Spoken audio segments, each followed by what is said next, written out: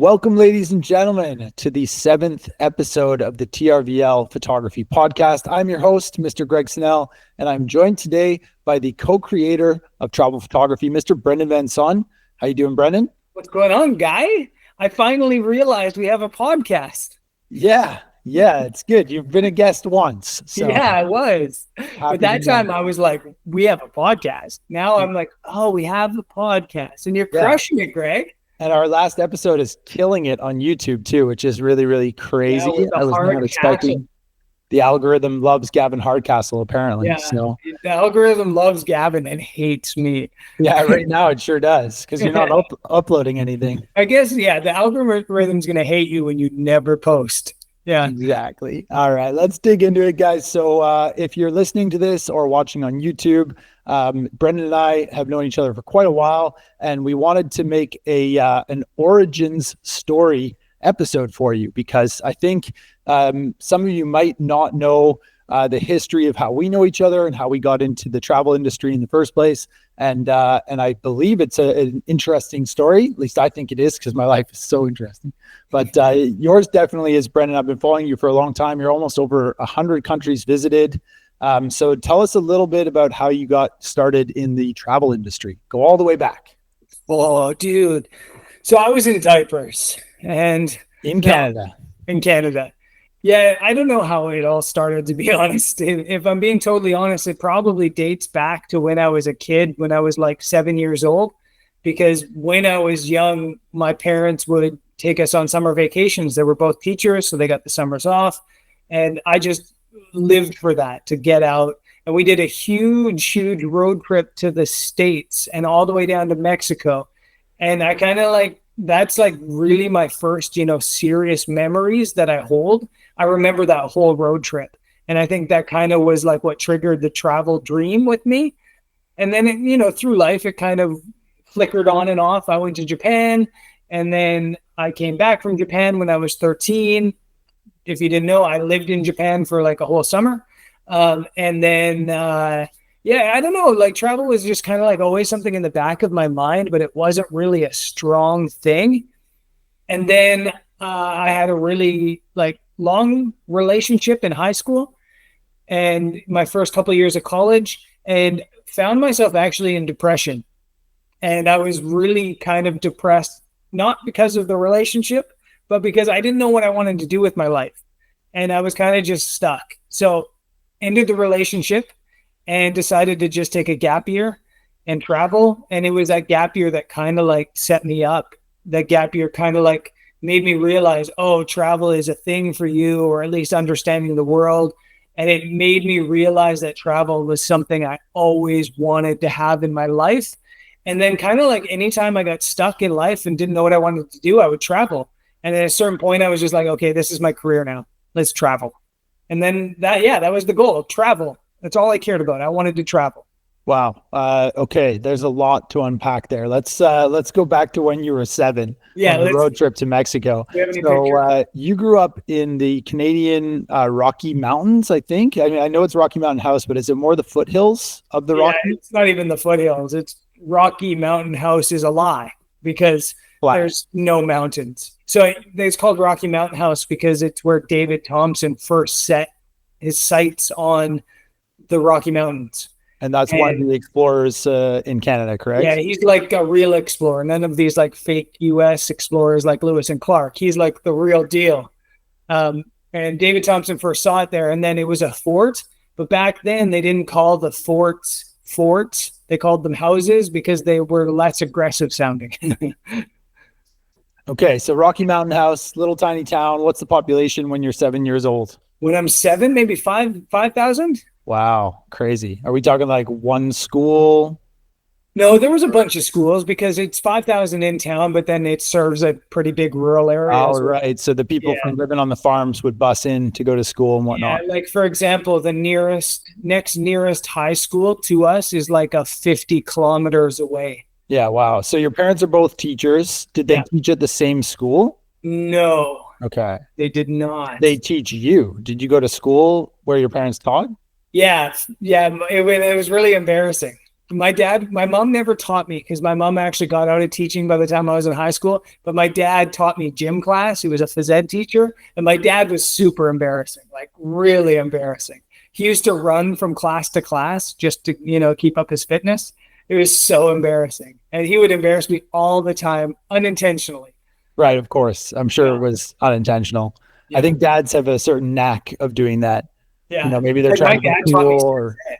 He was in sex ed class, and my dad's the teacher. 60 students. My dad's there telling everybody about circumcision and whether I'm circumcised or not. That's so awkward. Now, this is a penis, and this is Brendan's penis. This is a normal penis, and then this is what my son has. It's so bad. Crazy. All right. So your parents are teachers. They get a lot of time off to, I guess, have summer vacation in Canada. I think it's something like 6 weeks for teachers, which most people only get about 2 weeks. So your parents, have that time in the summer. Did you guys ever do any camping trips? I mean, apart from the big road trip to Mexico? Yeah, basically, we weren't rich. We were quite frugal. And my dad, on top of being embarrassing, he's Dutch origin, so he was pretty cheap. And so we never really did big vacations except for that one. We would usually just drive out to the lake and camp. So we spent a lot of time in a tent trailer or tents just camping. It was just camping trips all summer constantly. Yeah, that's a very Canadian experience. I mean, even from the other side of Canada where I grew up, we used to do a lot of cottage trips, and cottages would be just like kind of a wooden small house on the side of a lake, and then go out camping nearby the cottage, or do like a canoe trip and camp overnight for a couple nights and then come back. I think being Canadian, we are sort of lucky in that sense that was just sort of taken for granted when we were kids, and does instill the inspiration to get outdoors and spend more time outside. So you guys go all the way down to Mexico. Were your brother and sister with you? If you guys don't know, Brendan has an older sister who's a wedding photographer, correct? Yeah. Fun story about my sister being a wedding photographer is both of us started photography at the same time, and neither of us knew we were doing photography.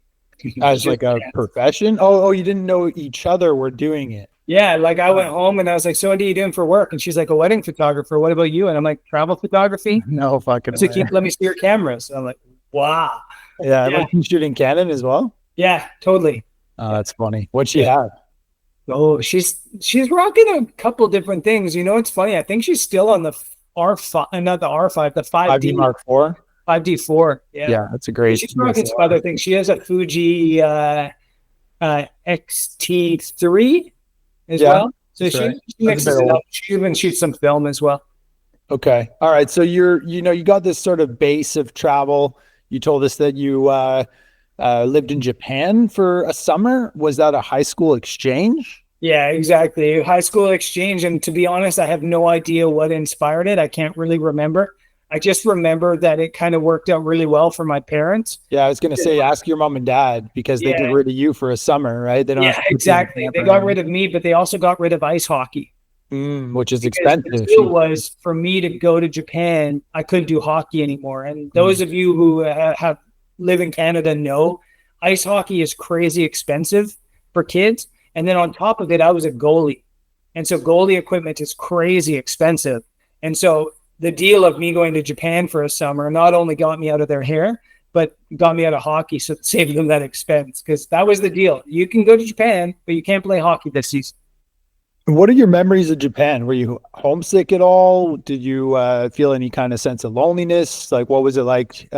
What can you remember right now? Like, I remember Japan pretty well. I was 13, I think it was kind of like my coming of age party. It was the Brendan bat mitzvah. It was like it was really powerful. I didn't miss home at all. It was really my host family actually got concerned one night and called my family, because they were like, you don't want to talk to your family? And I was like, I don't think I need to. Like, I definitely wasn't homesick at all. I was loving it. We went over there as a school. So there was like maybe 20 of us that went. And we were all in different families in this village in Hokkaido. And so we would come together and do things. So I had friends that I would do things with, along with my Japanese friends.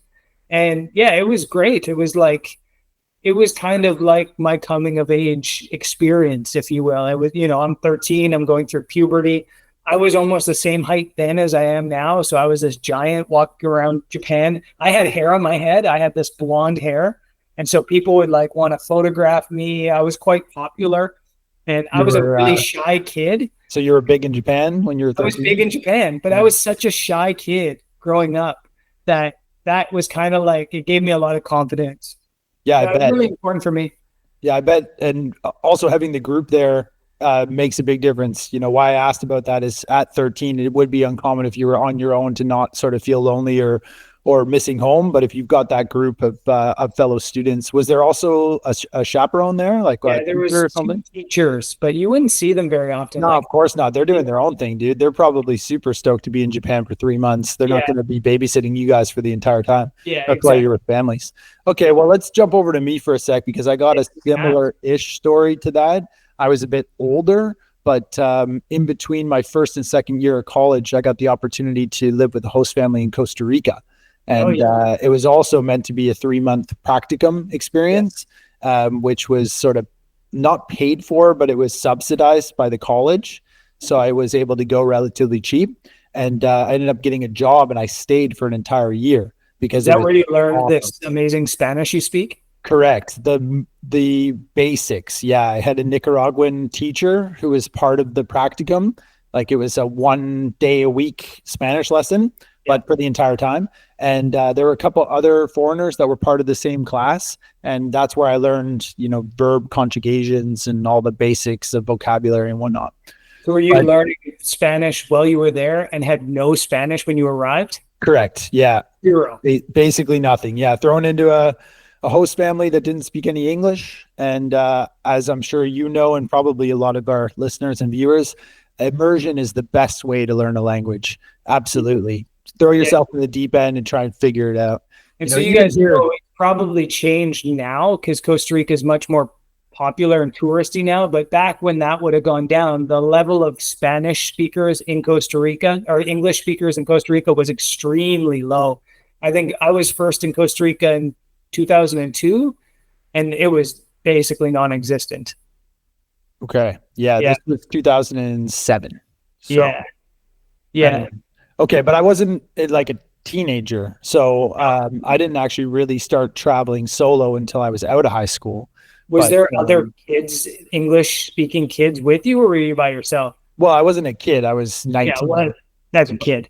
But there were. I was surrounded by other foreigners. There was like a group of extranjeros living in the village that I lived in, and we used to get together and play poker every Tuesday night and like go out drinking and whatnot, just to be able to speak English with one another. Yeah. But it was really the host family that did it, Do you remember in Japan if your host family could speak English? Yeah. So my host family, the son and the oldest daughter. So there was it was an exchange. So my host son, brother, he came to Canada the year before for the summer. To Rocky Mountain House. Yeah. And then I went and lived with them the next summer. He spoke English. His older sister spoke English, and then his mom spoke pretty basic English. His dad spoke no English, none. And but we didn't to be honest, we didn't speak so much Japanese when we were there. They would speak to us in English, and I'd try to learn Japanese. I could speak a little bit when I was there, but at age 13, I think it's like you pick it up pretty quick, but you're not I had no goal of learning. Like when you're in Costa Rica, you're definitely trying to learn and you're doing classes. I wasn't doing classes. Yeah, no, that makes sense. And you're coming back to go back to high school. It's totally different situation. Whereas I did know I wanted to learn Spanish and I wanted to spend more time in Latin America.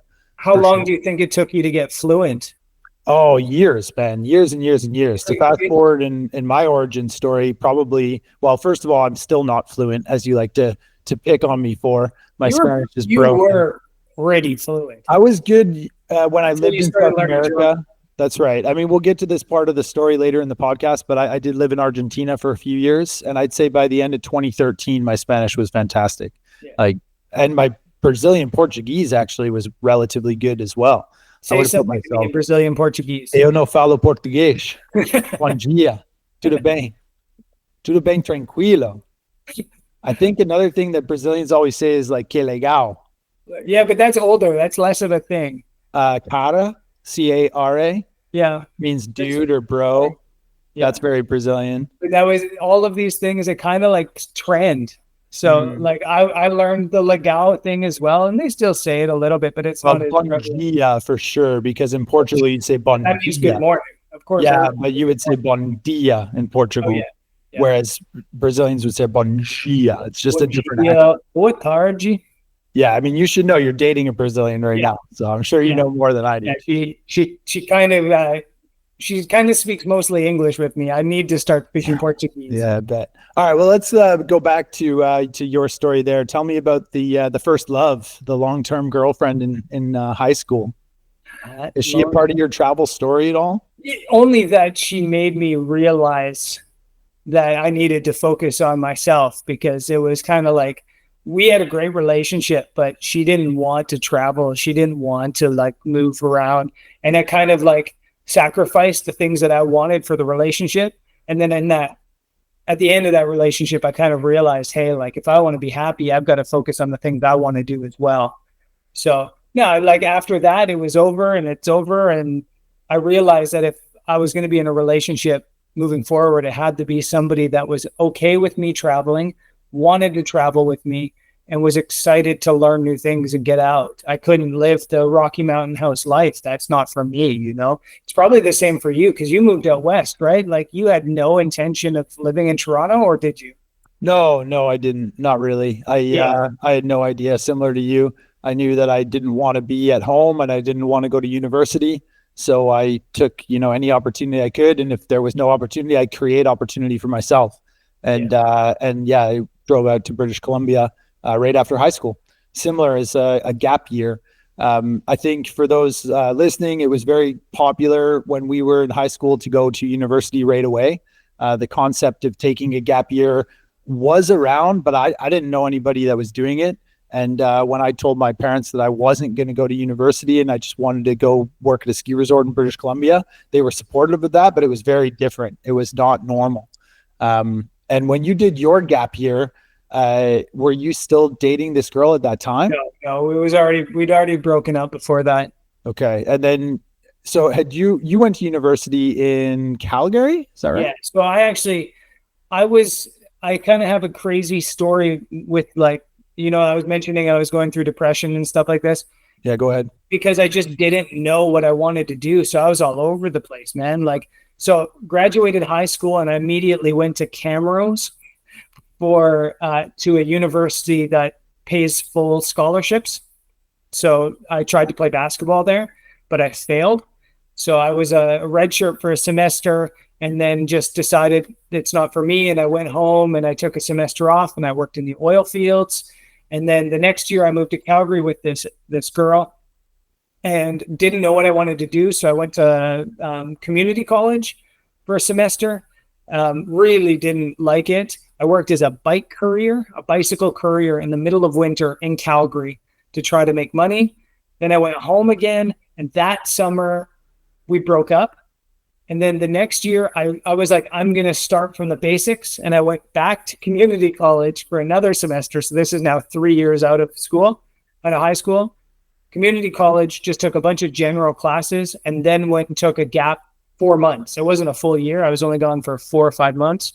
And on that trip, I realized that's what you want to do. It was like, I was reading Lonely Planets. If you guys are kind of old school travelers like me and Greg, Lonely Planets were like your Bible when you were traveling. And so I'd be sitting on a bus and I'd read the history of countries and I'd be like, man, this history is interesting. And I never thought history was interesting in school.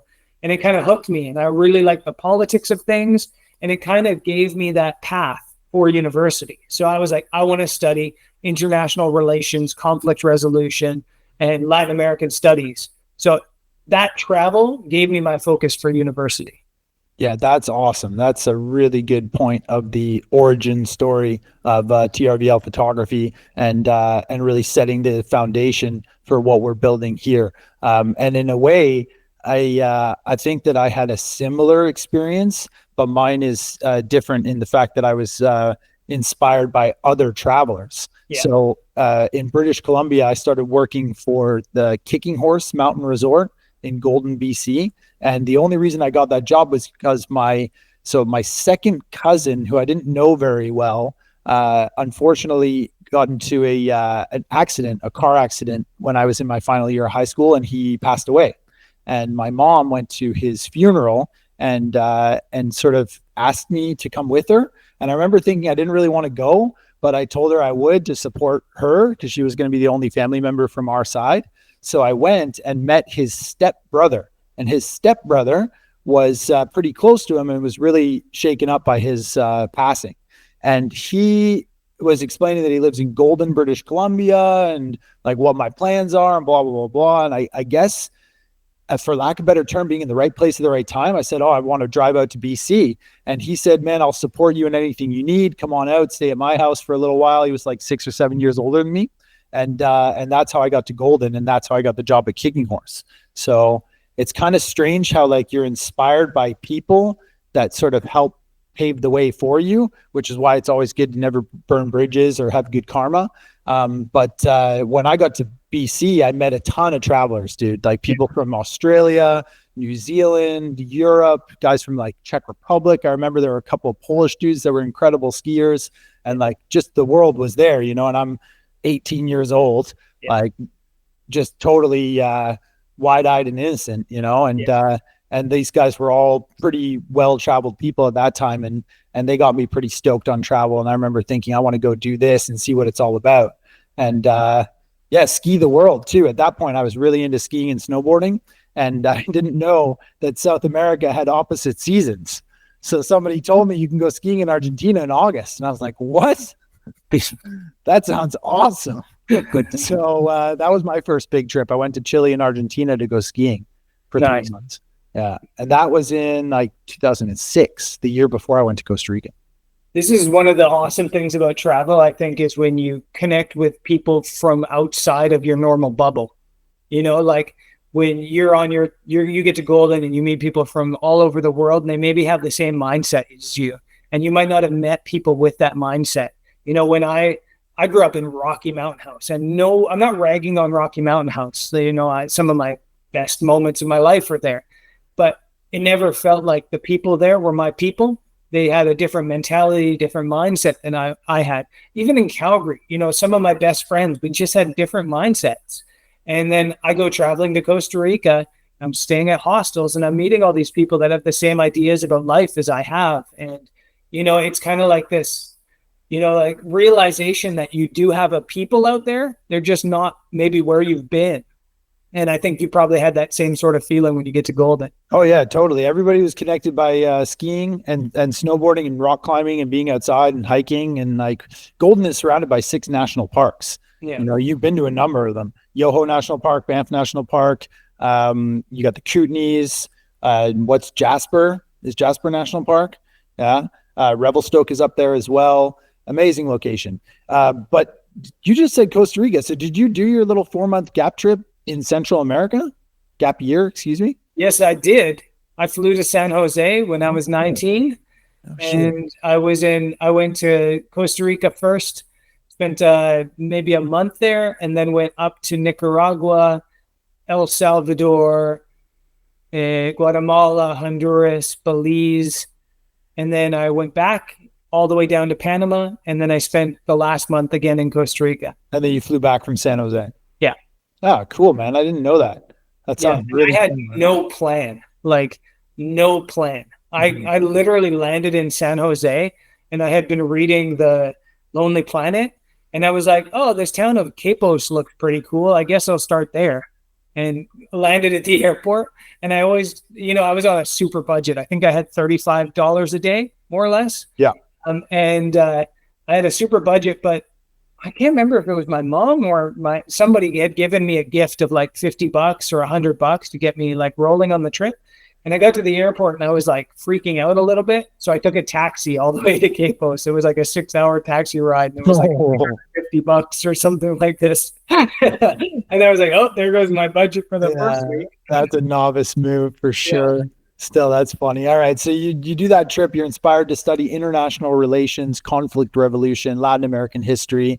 What does that look like at the University of Calgary? I mean, Well, you just said conflict revolution, which would be I meant amazing. resolution. Excuse me. Yeah, no, it was good. Again, this is again one of those things that it connected me to people that had worldviews. Rocky Mountain House, the biggest worldview people have is oil is awesome.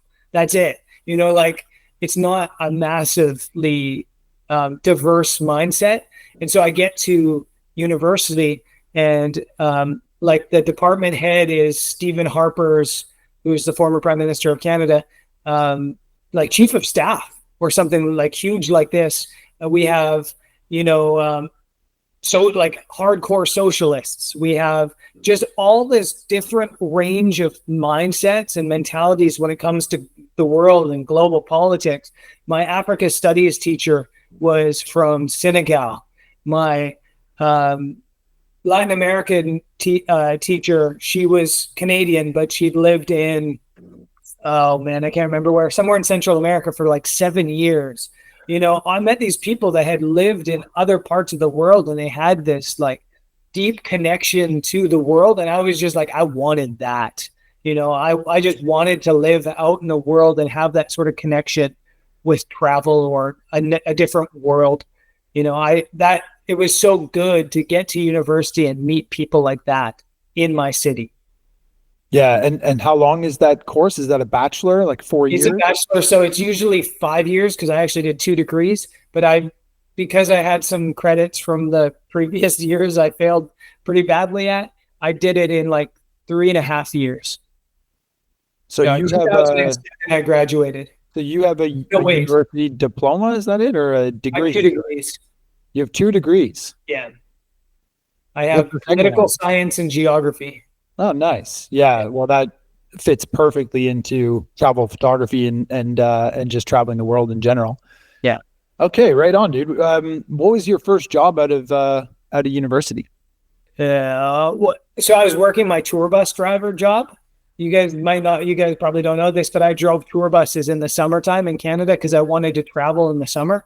So I was a tour bus driver. Was it Brewster? Were you working with Brewster? And if you guys have ever been to Alberta, especially 10 years ago, Brewster is kind of like an empire there in tourism. They used to own everything. So I was working for Brewster driving tour buses every summer. And after I graduated, I went back to work for Brewster. But it was also the year of the financial crisis. So maybe that's 2008. That's right. Yeah. And so 2008, I graduate and it's like dead. And in that job, there was no guarantees. So I wasn't making very much money.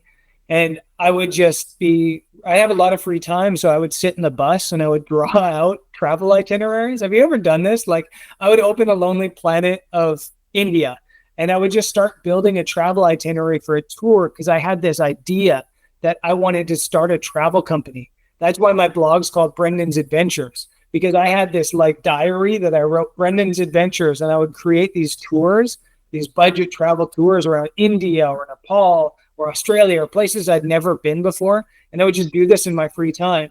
And then I kind of like clicked and I went, I'll bet you there's already companies that do this. And so I did some research and I found G Adventures, which was called Gap at that time. I found Kamuka and Intrepid and Geckos. And I sent out applications to all these people looking for work. And randomly, one of them responded to me saying that they have a job for me in South America if I can prove that I can speak a little bit of Spanish. Flew me out to Toronto. And then I got to Toronto, had an interview that was literally 15 minutes. And they said, can you leave next week?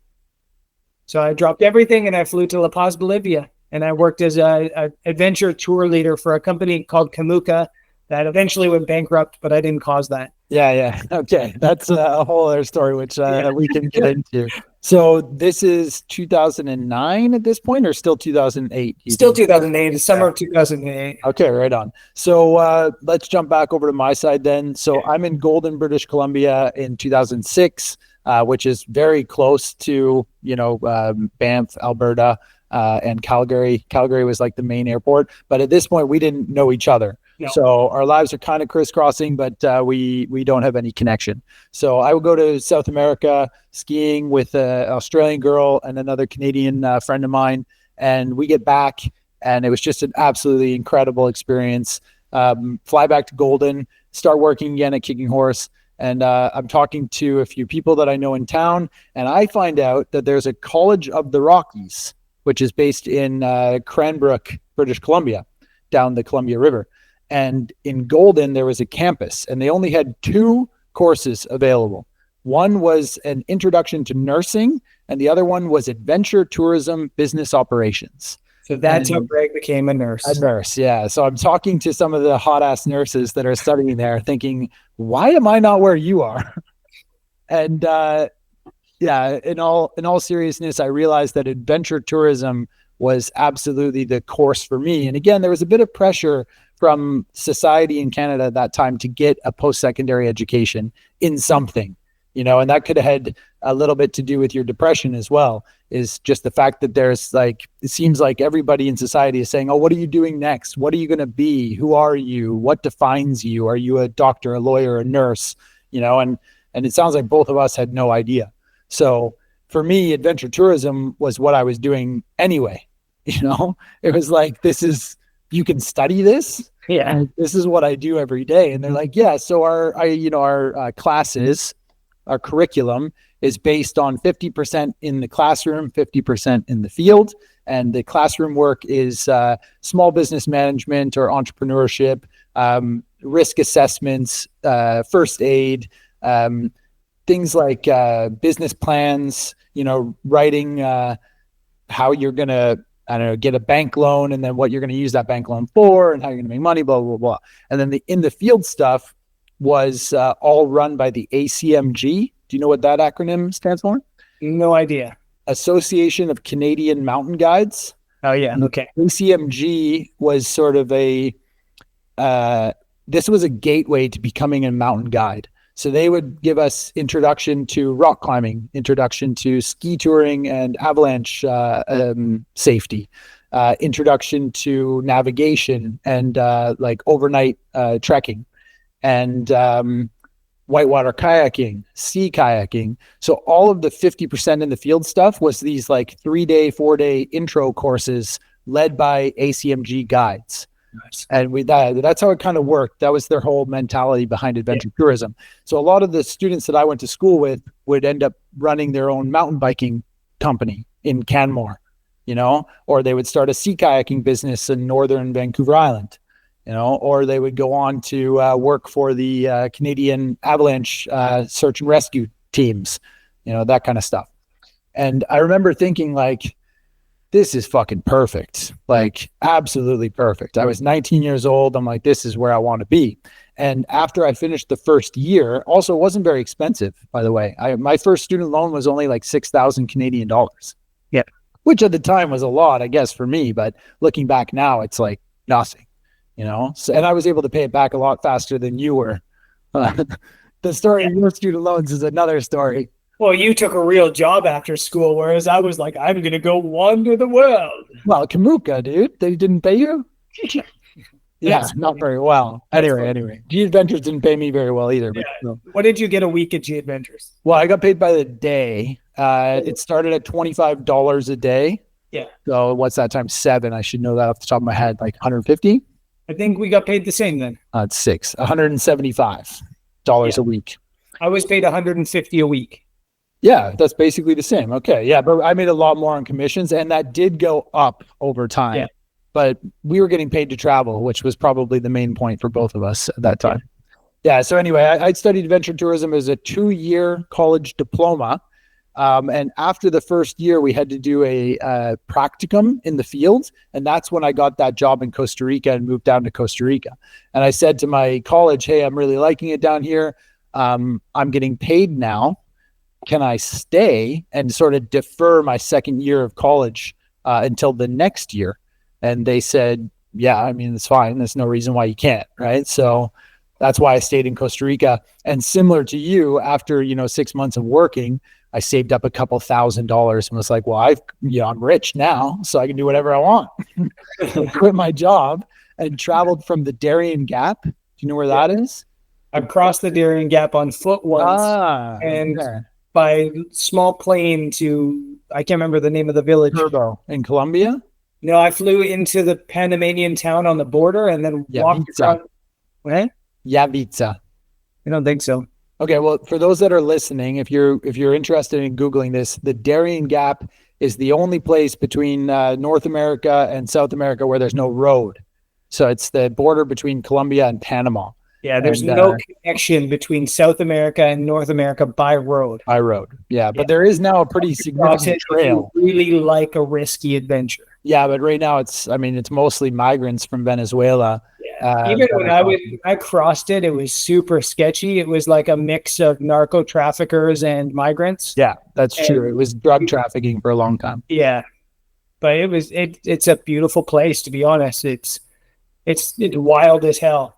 Yeah, I read a book called The Cloud Garden, which was about two British guys that got kidnapped by the FARC rebels in like the late 80s. And they wrote this amazing book, and I read it in Costa Rica and was like, I got to go there.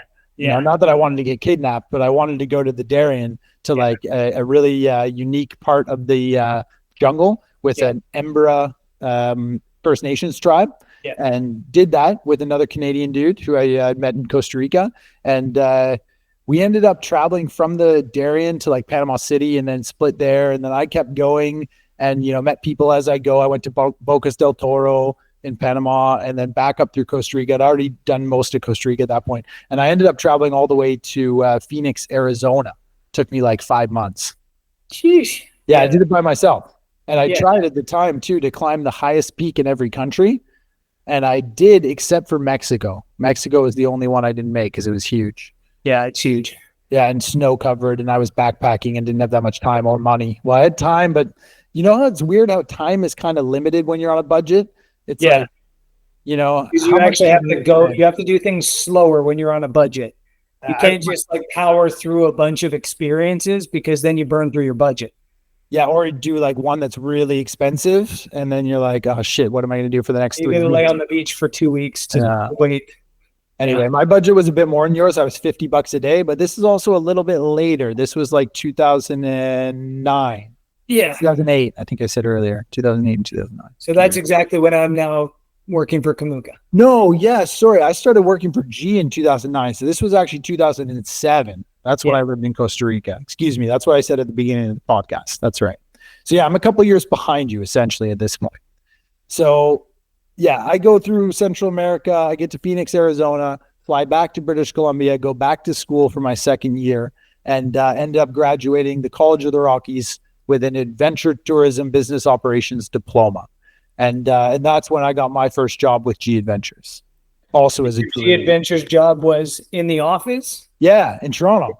You know that. I told you that. Yeah, okay. I can remember if you started in the office or if you started in the field and then went to the office. No, I started in the office and then went to the field. Yeah. Now you started right in the field. Yeah, I've never had an office job. Okay, tell us about that. So you go from working as a bus driver with Brewster to then working as a tour leader with Kamuka in La Paz, Bolivia. Mm-hmm. So what was that like? I mean, it was weird. I probably wasn't mature enough to have that kind of job yet at that point. I literally flew into La Paz and then I trained for 2 weeks with this Zimbabwean girl who took me basically with another group up towards Quito and then ditched me to go home. And then I had to take over a group of, we had maximum 16 guests and it was a 56-day travel route. And it was all small group local transport. So I'm driving, I'm literally booking bus tickets, hotels, caring for 16 people at age, I'm like 23, 24, and have limited Spanish. I just learned Spanish in school, in university, and have never been to the places, I hadn't been to half of the places, and I'm guiding people through the situation. It was kind of crazy. And you probably had a much more developed experience with G Adventures because they're a company that didn't go bankrupt.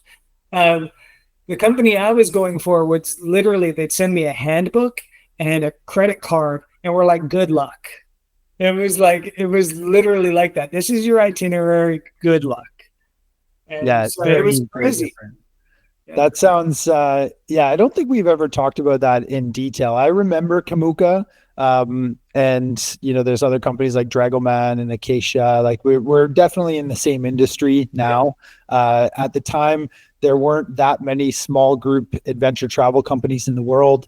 For example, in Canada, it was only Gap Adventures, which is now known as G Adventures, and their headquarters was in Toronto. And when I was in school, I'd done a bit of research on them, and I'd done a small project about like small group adventure travel, and thought to myself, oh, if I ever wanted to get like a pretty cool job, I think they would be a fun company to work for. Yeah. So I applied for them, and after a bit of I guess luck and a bit of persistence, I did end up getting the job, but it was in Toronto, so I had to fly back home, which for me was kind of crazy. But I didn't live with my mom and dad. I got a flat in Toronto with like roommates, and lived in the city for just under a year, which was fun. I took Spanish classes there and kept up with my Spanish, and joined like a weekly football league, and kind of integrated myself. I went to a lot of live shows, really, really good live music in Toronto. And yeah, I did cool, like, what do you call it? Staff, colleagues. The people working at G Adventures were really, really cool. You know Ian Ord? You met Ian Ord, right? Yeah. There was another girl too that I know, Kristen something. So you knew Ian Ord? He was working at G Adventures? Yeah, in the office in like 2009. For those of you that don't know, Ian Ord has also started a travel company. Yeah, Where Sidewalks End. Yeah. That's right. Yeah, and then Kristen, was that Kristen Addis? Yes, thank you. Yes. Yeah, exactly. She had a travel career. She's still in travel now, I think. Yeah, she is. Yeah. She was working as a flight attendant for a while with Emirates, I think, and then got into blogging, and then I'm not really sure what she's doing now. Yeah, there's a number of people that I'm still in touch with that used to work at G or still do, some of them. Great people, really, really good people. G Adventures. It's crazy how small the travel world is. Yeah. Mm-hmm. Yeah, when you look into like Kilroy and Flight Center and TUI here in Europe, it is. Yeah, it's a small industry with big talk. But yeah, you're right. Mine was much more even corporate, dare I say. Yeah. My introduction into the travel industry, very different from what you had. Did you wear a suit to work? No. Did I wear a what? A tie? Why would I wear a tie if I wasn't wearing a suit? Well, some people wear like a shirt and a tie. No, dude. I was also like 22 years old. I mean, there's no way I was wearing a suit to work. I just come off of a ski resort in British Columbia where we smoked weed every day.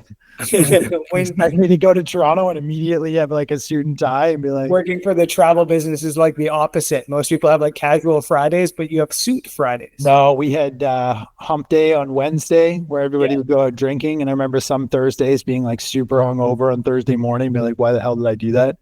But there was a travel company, man. We used to have a lot of fun. Like there was, you could do fam trips, familiarization tours. So everybody was always traveling all the time. Like I worked in the sales departments. We had like 30 or 40 people in one floor, and everybody was like almost one-upping each other on like how cool their travels could be. So me being me, I immediately jumped into the competition. And the first fam trip that I did was in Tibet. I went to the base camp of Mount Everest on the Chinese side in Tibet in 2010. It was phenomenal. No, that was 2009. Excuse me, ended 2009. So you're 2009 in the office. You do fam trips. Mm-hmm. Then you go work in the field. Yes, the next 2010. Correct. Yeah. And where were you? Argentina. Went right to BA. Only in Argentina, or you were Argentina, Chile, all of South America? Oh yeah, sorry, the Southern Cone region, but the office was in BA.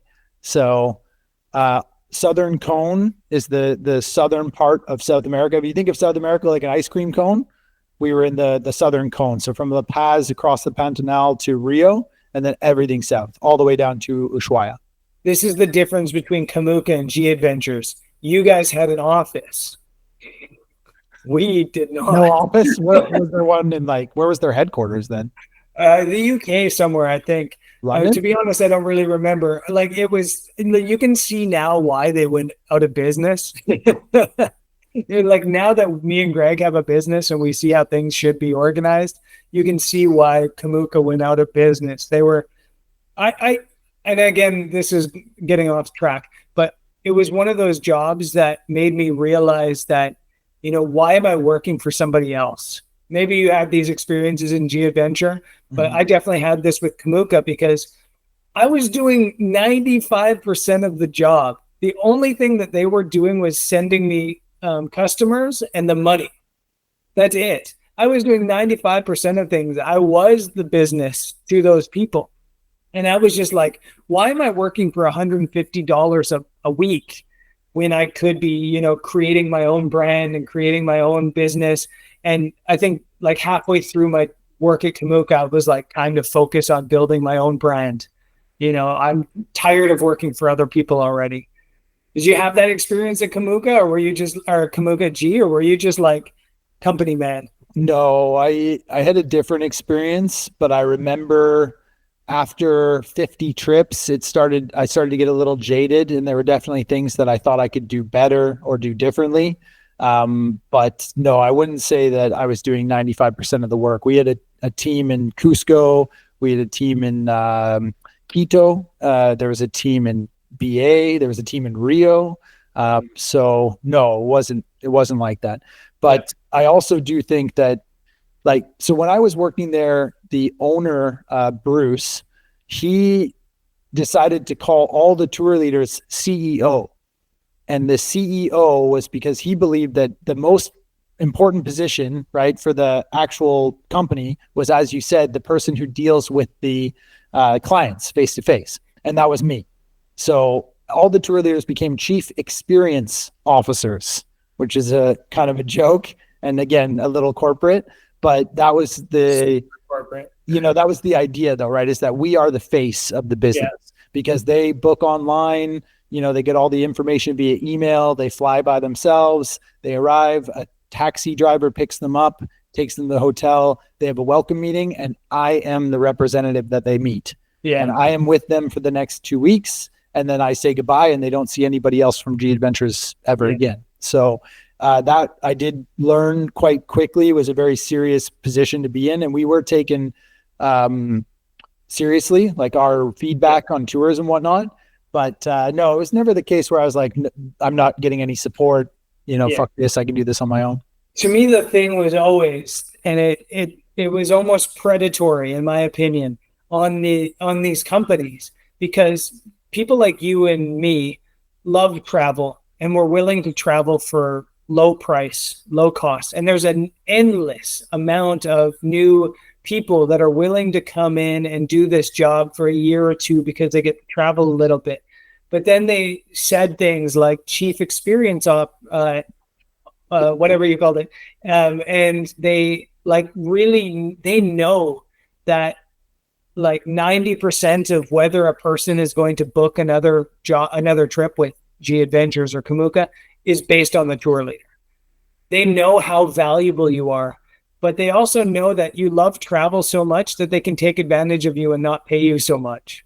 And that was, I got a little bit, not jaded, but a little bit annoyed at that fact, that so much of this job depends on having a great leader. And you guys who have been on TRVL trips or a trip with me or Greg, that this is the case as well with the photography trips. Now, if I'm in a bad mood and I'm grumpy and I have like stuff going on back home and I'm stressed, I'm not the greatest tour leader in that moment.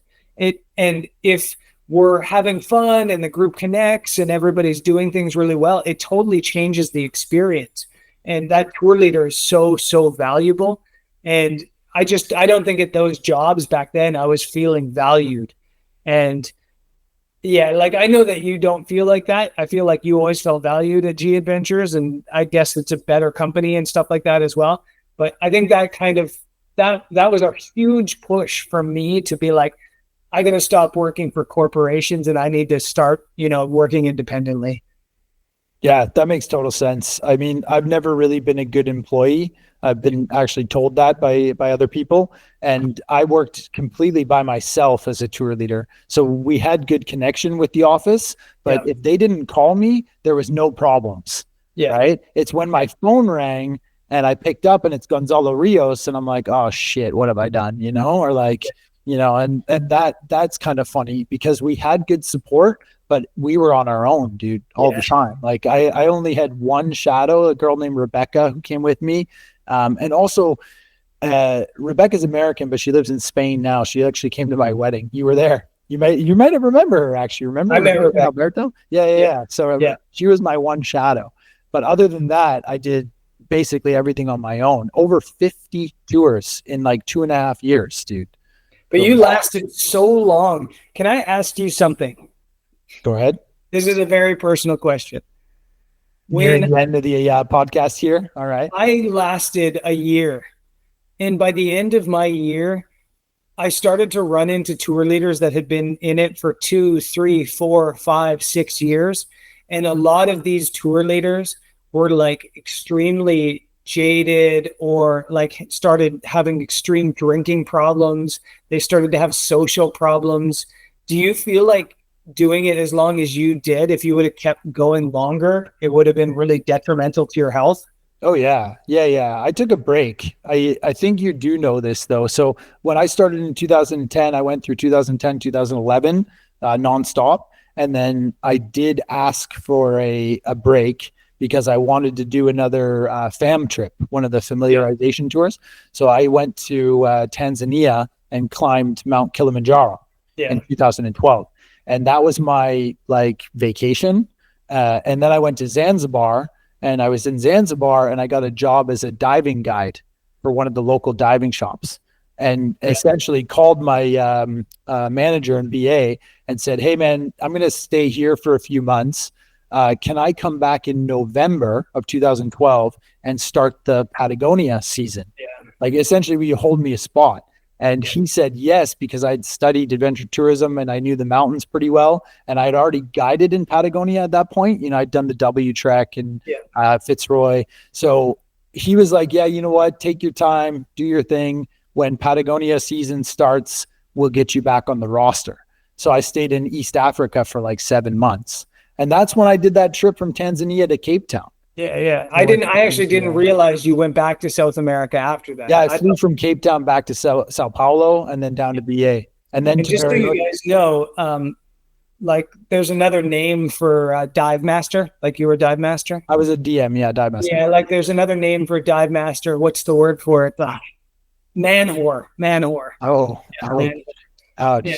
How is that side of things, Greg? Fantastic. Living with my shirt off on an island in the sun. Pretty nice. Listening to Weezer all day. Yeah, of course. Yeah, very nice. Yeah, I had a good time when I was a tour leader and when I lived in East Africa. Definitely had a lot of fun. I dated a Brazilian girl for a little while. Her name was Marina. Not great. It was a bit dramatic. She was great. I mean, she is great, but the relationship was a bit dramatic. I ended up moving to Australia, and that's how that ended.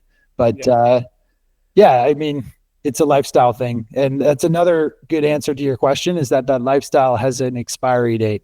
It's difficult to be a tour leader full time for a number of years in a row. I think how we're doing it now is actually much more sustainable than how we used to do it. Because we're in charge, like back then. We're not doing back-to-back trips either. Yeah. Imagine, so when I was working my tour with my tour company, I was doing a 56-day tour, which was actually 3 different tours that were attached. And then I'd have a week off. I'd have a week off in Santiago, and then I'd do 56 days back to Ecuador, and then I'd have a week off. That's not sustainable. And I did have colleagues that were in the buses, the overland trucks. They had been doing it for 5 years. 5 years without breaks, without taking time off. It's not a sustainable way. But as a company, you can't afford to be paying people's flights back and forth from home, giving them time in between trips. So it makes it a really tough job to be sustainable at, unless you're company owners. Yeah, and I would have burned out, I think, at the end of 2011, and that's one of the reasons I do think that the management team was was okay with me leaving for a few months because they could fill the spot. Patagonia doesn't run in the winter time. So it was sort of like you have a break of 4 months anyway, just enjoy yourself and come back when you're ready. But I did do it again for 2013, well, the rest of 2012 and half of 2013. And that's when I applied for the best job in the world because I knew that I didn't want to keep doing it.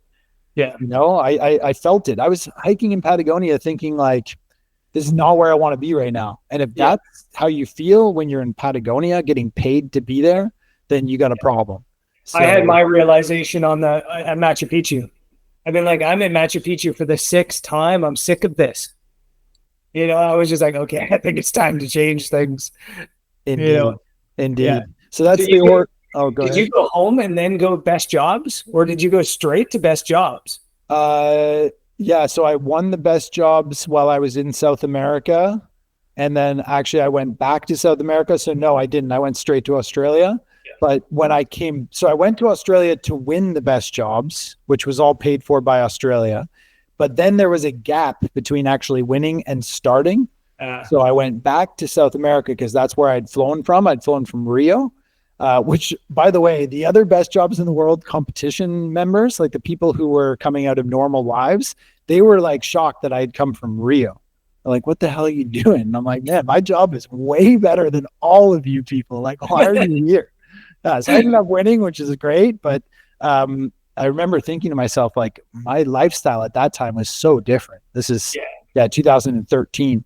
So anyway, I flew back to South America, and that's when I traveled from Rio all the way up to Colombia. So that's when I went across the Amazon. I went to Lençóis Maranhenses, French Guiana, Suriname, Guyana, Venezuela. That's when I did that big trip. That was about 4.5 months, again, by myself.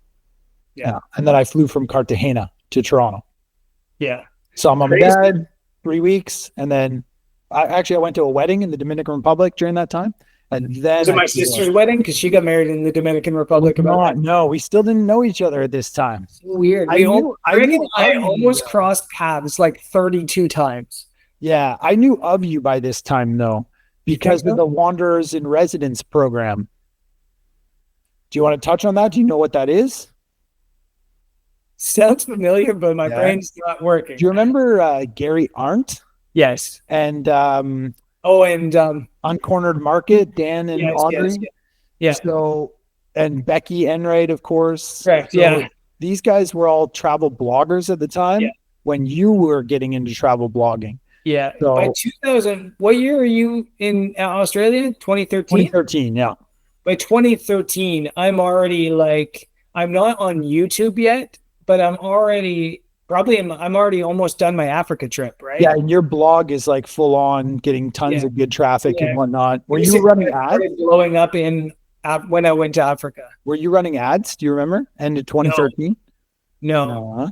I was making money on my blog from shitty links.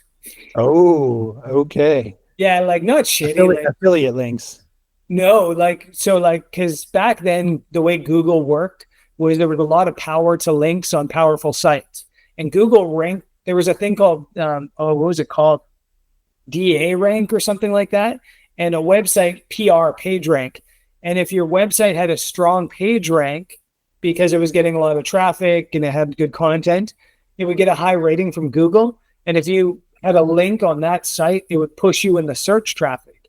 So my website, my blog, Brendan's Adventures, got a massive rating from Google up to like a PR6 or a PR5. And it was ahead of all these other blogs. And so people were paying me like $500, $600 for a link on my website. So they'd write a guest post with a link. And that's kind of how I survived Africa. Yeah. Okay. So at this point, I went to Australia end of 2013. Yeah. And right at the very end, and I spent Christmas there. So I had known about you though for a few years.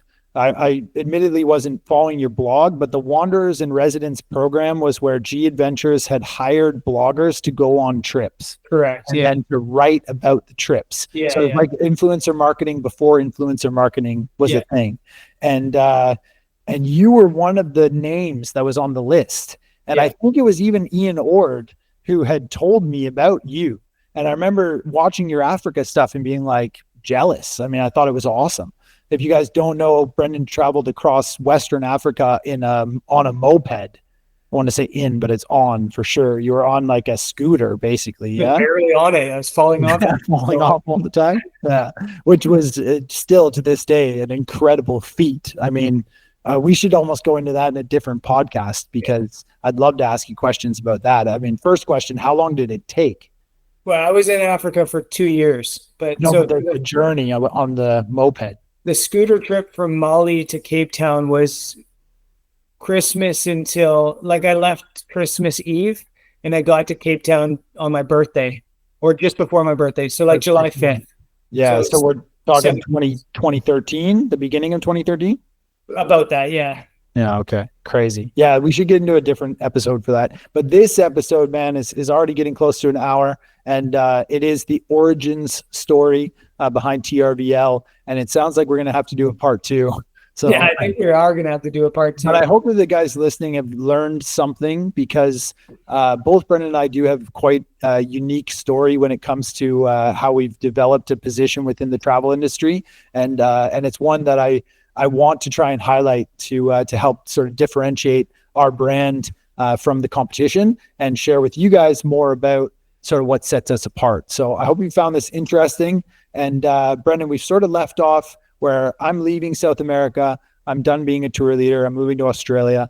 And you at this point have been living in Africa for 2 years. You've quit Kamuka already. That's over. Kamuka's gone out of business. Kamuka's already bankrupt by this point. And Brendan's Adventures is starting to take off. The blog's doing really, really well. Had you started your first YouTube channel yet? It's My Life 365. Yeah. So do you know Rob from Stop Having a Boring Life? Yeah, of course, dude. I visited him in Nicaragua on Little Farm. 2012, I got my first ever job, and it was with Rob.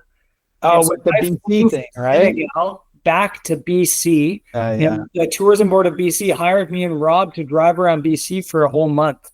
Yeah, that's a great story. So let's leave it off there, and we'll pick this up on a second Origins podcast. Yeah. Because, I mean, at this point, we still have a decade to talk about before we get to where we are now. But yeah, fantastic start, Brendan. Thanks for making the time and for coming on to the podcast as the first ever two-time guest. So might have to get you on more often, man. It'd be nice to have like a reoccurring TRVL co-founder podcast session. Yeah, maybe occasionally I could come on when you're talking to other people and just heckle. No. Bad idea. But it'll be good to like, create filler content in between the better interviews. Yeah. I've always had this dream to be one of those old men from the Muppets that just sits above things and heckles. That's my dream job. That's the best job in the world. Yeah. Well, you're over 40, so you're halfway there. Yeah. You're almost 40, just to remind you. All right. Let's keep it positive. Okay.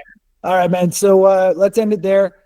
Thanks again for your time. For those watching and listening online, awesome to have you here. I hope you're enjoying the content. We're still trying to figure it out slowly but surely.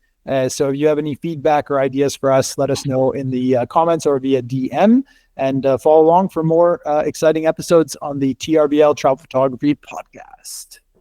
Arigato gozaimasu.